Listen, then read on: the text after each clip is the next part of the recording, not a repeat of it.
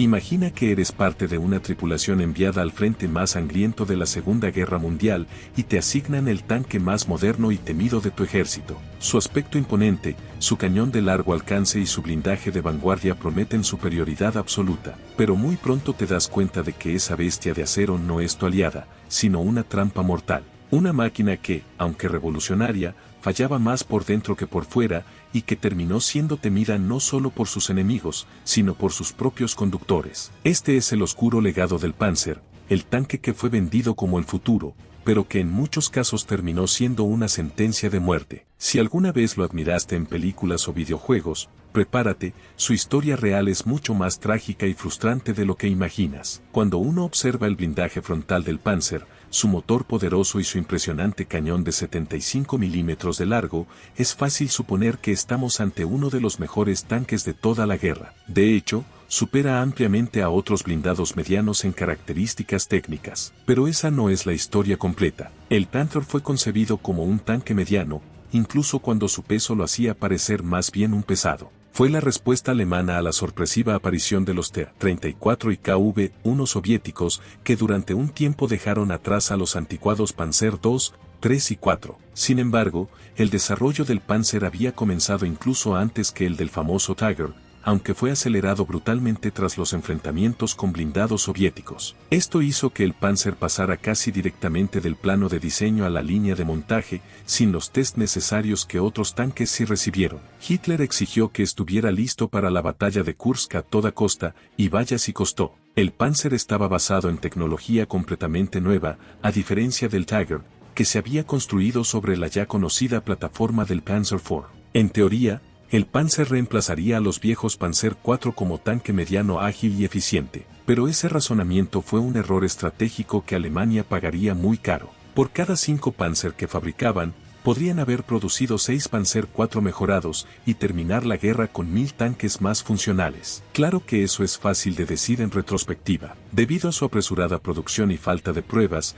el Panzer debutó en combate sin estar preparado. Fue enviado en tren al frente oriental para participar en la gigantesca ofensiva conocida como Operación Ciudadela, que culminaría en la batalla de Kursk. Sin siquiera enfrentarse al enemigo, los problemas comenzaron. 2 Panthers se incendiaron apenas bajaron del tren, consumidos por las llamas provocadas por su defectuoso sistema de combustible. Varios más sufrieron el mismo destino solo durante el trayecto hasta las posiciones alemanas. Este defecto, que se habría descubierto con más tiempo de prueba, resultó fatal. El motor Maybach, si bien eficaz en otros modelos pesados, había sido forzado hasta los 700 caballos y colocado junto a un sistema de enfriamiento deficiente. La mezcla de combustible no se quemaba del todo, y acababa en el escape, ya caliente, donde podía detonar o arder en llamas. Si las llamas no se detectaban a tiempo, rápidamente se extendían por el tanque, lo que significaba un infierno para sus 5 ocupantes. Además, durante la noche, esas llamaradas eran visibles a kilómetros, delatando su posición al enemigo. El entrenamiento de las tripulaciones era otro desastre. Muchos habían sido formados con Panzer IV, y sus conocimientos sobre el Panzer eran mínimos. Estaba prohibido tomar notas o fotografías del nuevo tanque, así que debían memorizar cada aspecto técnico de una máquina altamente compleja y frágil. En resumen, iban a la guerra apenas familiarizados con su blindado. El primer día de batalla fue una pesadilla. Al avanzar hacia las líneas soviéticas, los Panzers se encontraron con zanjas antitanques inundadas. Algunos tanquistas más expertos decidieron retroceder y buscar otra ruta, pero otros, sin entender bien las órdenes, intentaron cruzarlas y quedaron atrapados. Lo peor vino después, habían entrado sin saberlo en un campo minado, y 2 compañías enteras quedaron fuera de combate sin siquiera disparar una bala. Entonces la artillería soviética abrió fuego y arrasó con los Panzer inmovilizados. Fue una masacre. Aquellos que lograron avanzar un poco más se toparon con tanques M3 estadounidenses enviados a la URSS a través del programa de préstamo y arriendo. Los Panzer los destruyeron sin dificultad, pero el precio del debut fue altísimo. En un solo día, 18 Panzer fueron destruidos. Al día siguiente, se perdieron 37 más, incluyendo uno aniquilado por error por un Panzer IV en un caso de fuego amigo. Durante toda la batalla de Kursk, se perdieron más de 200 Panzer, y lo más preocupante, 130 de ellos no fueron abatidos por el enemigo, sino que colapsaron por fallas mecánicas. Uno de los peores descubrimientos para los tripulantes fue darse cuenta de que el blindaje lateral del Panzer podía ser penetrado por rifles antitanque soviéticos de 14,5 milímetros que abundaban entre las tropas rusas. El punto débil se encontraba entre el casco superior y las ruedas, un área delgada y sin inclinación. Hitler ordenó reforzar el blindaje frontal, sacrificando aún más la protección lateral. Esto hizo que el tanque se volviera desbalanceado y más difícil de maniobrar. El problema del rifle antitanque se mitigó instalando faldones metálicos en los costados,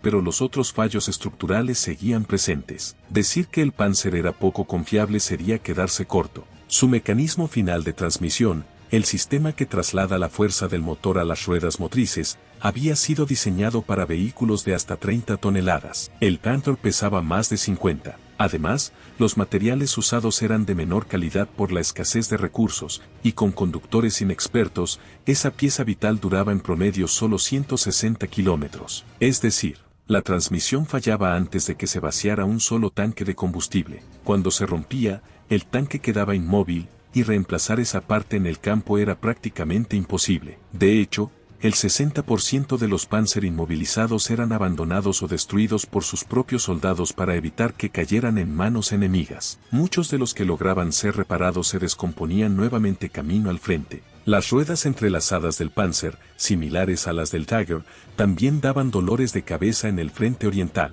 El barro y los escombros se acumulaban entre ellas y, si no se limpiaban antes de detenerse, se congelaban durante la noche. Entonces el tanque amanecía completamente inmóvil.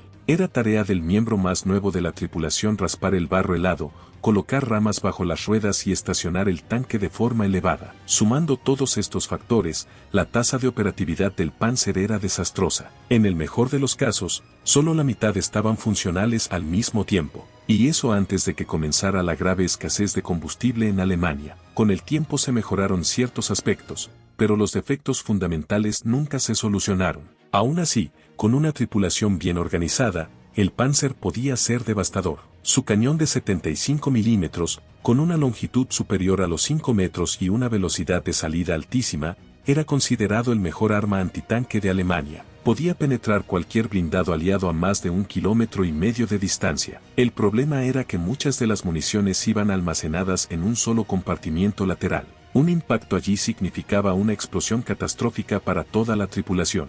En los campos abiertos del este, los Panzer funcionaban como fortalezas móviles, causando grandes pérdidas al enemigo, cuando lograban mantenerse operativos. De hecho, muchas torretas del Panzer fueron usadas en búnkeres fijos de concreto en las líneas defensivas como el Muro Atlántico y la línea Sigfrido. Desde allí, eran extremadamente difíciles de destruir y muy efectivas. Cuando los aliados desembarcaron en Normandía, unos 400 Panzer fueron enviados allí, pero el terreno no les era favorable. Caminos estrechos, barro, setos y colinas limitaban su movilidad. Aunque destruyeron muchos Sherman y Churchill, los Panzer eran flanqueados con facilidad por tanques más ligeros. El Sherman Firefly incluso podía destruirlos de frente. Todo se reducía a quien disparaba primero. Y si todo esto no fuese suficiente, en la batalla de las Ardenas, 5 Panzer fueron disfrazados como cazatanques M10 estadounidenses, con placas adicionales y camuflaje aliado. Su misión, infiltrarse y sembrar el caos. Pero fueron descubiertos y destruidos rápidamente. En resumen, formar parte de una tripulación del Panzer era más una pesadilla que un privilegio. Aunque tenía el potencial de ser letal, sus fallos condenaron a muchos de los que lo tripularon. Y ahora que conoces su verdadera historia, ¿realmente crees que valió la pena todo ese esfuerzo?